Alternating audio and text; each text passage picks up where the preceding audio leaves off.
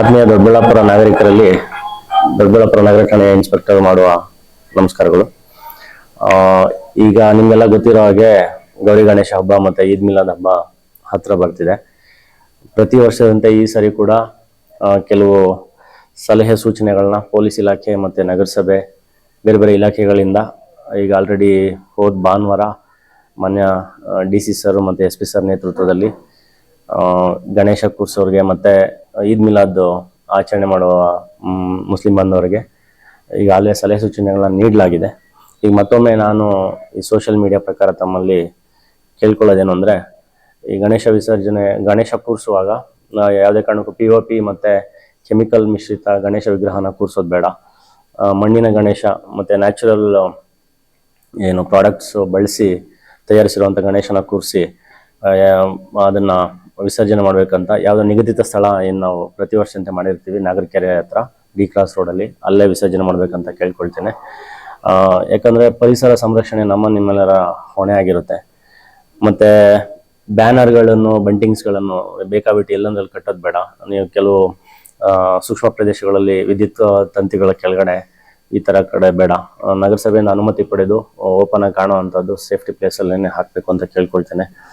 ಮತ್ತು ಆರ್ಕೆಸ್ಟ್ರಾ ಈ ಥರದ ಪ್ರೋಗ್ರಾಮ್ಸ್ ಏನಾದರೂ ಬೇಗ ಸ್ಟಾರ್ಟ್ ಮಾಡಿ 10 ಗಂಟೆ ಕರೆಕ್ಟಾಗಿ ಮುಗಿಸ್ಬೇಕು. ಮತ್ತು ನೈಟೆಲ್ಲ ಸ್ಪೀಕರ್ ಹಾಕೊಂಡು ಇದು ಮಾಡೋ ಹಾಗಿಲ್ಲ, 10 ಗಂಟೆ ಕ್ಲೋಸ್ ಮಾಡಬೇಕು. ಪ್ರಮುಖವಾಗಿ ಸರ್ಕಾರ ಈ ಸತಿ ಪ್ರತಿ ಹೋದ ವರ್ಷದಂತೆಯೇ DJ ಬಳಕೆ ನಿಷೇಧ ಮಾಡಿದೆ. ದಯವಿಟ್ಟು ಇದನ್ನು ಅರಿತುಕೊಂಡು ಸಹಕರಿಸಬೇಕಾಗಿ ಕೇಳ್ಕೊಳ್ತೇವೆ. ಯಾಕಂದರೆ ಸಣ್ಣ ಮಕ್ಕಳು, ವಯಸ್ಸಾದ ಅನಾರೋಗ್ಯಕ್ಕೀಡಾದ ಜನ ಇರ್ತಾರೆ. ನಾವು ಸಂದಿಗೆ ಒಂದಿಲೆಲ್ಲ DJ ಪ್ಲೇ ಮಾಡ್ಕೊಂಡು ಹೋಗೋದ್ರಿಂದ ಅಥವಾ ಪಟಾಕಿ ಹೊಡೆಯೋದ್ರಿಂದ ಅವರ ಆರೋಗ್ಯಕ್ಕೆ ಸಮಸ್ಯೆ ಆಗೋ ಸಾಧ್ಯತೆ ಇದೆ. ಮತ್ತು ಅದು ಸೇಫ್ಟಿ ಕೂಡ ಅಲ್ಲ. ಮತ್ತು ಪಟಾಕಿನೂ ಅಷ್ಟೇ ಎಲ್ಲಂದ್ರಲ್ಲಿ ಸೂಕ್ಷ್ಮ ಪ್ರದೇಶಗಳು, ದೇವಸ್ಥಾನ, ಮಸೀದಿ ಇರ್ಬೋದು ಅಥವಾ ಆಸ್ಪತ್ರೆ ಇಂಥ ಕಡೆ ಎಲ್ಲ ಹೊಡೆಯೋಂಗಿಲ್ಲ. ಓಪನ್ ಪ್ಲೇಸಸಲ್ಲಿ ಮಾತ್ರ ಮಾಡಬೇಕಾಗುತ್ತೆ. ಮತ್ತು 2 ನಿಮಿಷಕ್ಕಿಂತ ಹೆಚ್ಚಿಗೆ ಯಾವುದೇ ಒಂದು ಸ್ಥಳದಲ್ಲಿ ಡ್ಯಾನ್ಸ್ ಮಾಡೋದಾಗಲಿ ಅಥವಾ ಗಣೇಶ ನಿಲ್ಲಿಸೋದಾಗಲಿ ಮಾಡೋ ಹಾಗಿಲ್ಲ. ಮತ್ತು 8 ಗಂಟೆ ಒಳಗಡೆನೆ ಎಲ್ಲ ಗಣೇಶ ವಿಸರ್ಜನೆ ಆಗಬೇಕು. ಸೊ ಆದಷ್ಟು ಬೇಗನೆ ಗಣೇಶ ಪ್ರತಿಮೆನ ಮೆರವಣಿಗೆಯನ್ನು ಸ್ಟಾರ್ಟ್ ಮಾಡಬೇಕು ಅಂತ ಕೇಳ್ಕೊಳ್ತೇವೆ. ಹಾಗೆ ಬೆಸ್ಕಾಂನಿಂದ ಮತ್ತು ನಗರಸಭೆಯಿಂದ ಮತ್ತು ಫೈರ್ ಫೋರ್ಸು ಏನು ಅಗ್ನಿಶಾಮಕ ಇಲಾಖೆಯಿಂದ ಅನುಮತಿ ಪಡ್ಕೋಬೇಕಾಗುತ್ತೆ. ಈ ವರ್ಷ ಕೂಡ ನಗರಸಭೆಯಲ್ಲಿ ಸಿಂಗಲ್ ವಿಂಡೋ ವ್ಯವಸ್ಥೆ ಮಾಡಲಾಗಿದೆ. ಈಗ ಇವತ್ತಿಂದ ಅರ್ಜಿಗಳನ್ನು ಸ್ವೀಕರಿಸ್ತಾ ಇದ್ದೀವಿ. ದಯವಿಟ್ಟು ಅಲ್ಲಿ ಬಂದು ಫಸ್ಟ್ ಬೆಸ್ಕಾಮ್ಗೆ ಹೋಗಿ ಪರ್ಮಿಷನ್ ತೊಗೊಂಡು ಬಂದಮೇಲೆ ಒಂದೇ ಜಾಗದಲ್ಲಿ ನಗರಸಭೆ, ಪೊಲೀಸು ಮತ್ತು ಅಗ್ನಿಶಾಮಕ ದಳ ಪರ್ಮಿಷನ್ಸ್ ಕೊಟ್ಟು ನಿಮಗೆ ಎಲ್ಲರೂ ಸೇರಿ ಒಟ್ಟಾಗಿ ಒಂದೇ ಒಂದು ಪರ್ಮಿಷನ್ ಲೆಟರ್ನ ಕೊಡ್ತೇವೆ. ಅದರಲ್ಲಿ ಎಲ್ಲ ಕಂಡೀಷನ್ಸ್ ಕೂಡ ಇರುತ್ತೆ. QR ಕೋಡ್ ಜನರೇಟ್ ಆಗುತ್ತೆ. ಅದನ್ನು ಕ್ಲಿಕ್ ಮಾಡಿದ್ರೆ ನಿಮ್ಮ ಕಂಡೀಷನ್ಸ್ ಕೂಡ ಡೌನ್ಲೋಡ್ ಆಗುತ್ತೆ. ದಯವಿಟ್ಟು ಅದನ್ನು ಪಾಲನೆ ಮಾಡಬೇಕು. ಮತ್ತು ಮದ್ಯಪಾನ ಮಾಡಿ ಡ್ಯಾನ್ಸ್ ಮಾಡೋದು, ಕೂಗಾಡೋದು ಇದನ್ನು ದಯವಿಟ್ಟು ಮಾಡೋಕ್ಕೆ ಹೋಗಬೇಡಿ. ಮತ್ತು ಗಣೇಶ ಬಿಡೋ ಜಾಗದಲ್ಲಿ ನೀರಿಗೆ ಈಜು ಬರುವಂಥವ್ರು ಮಾತ್ರ ಇಳಿಬೇಕಾಗತ್ತೆ. ಈಜು ಬಾರದೇ ಇರೋರು, ಮಕ್ಕಳು ಮತ್ತು ಮಹಿಳೆಯರನ್ನು ಯಾವುದೇ ಕಾರಣಕ್ಕೂ ಇಳಿಸ್ಬೇಡಿ. ಮತ್ತು ಅಶ್ಲೀಲ ನೃತ್ಯ, ಸಾಂಗ್ಸ್ ಹಾಕೋದು ಇದನ್ನು ಮಾಡಬೇಡಿ.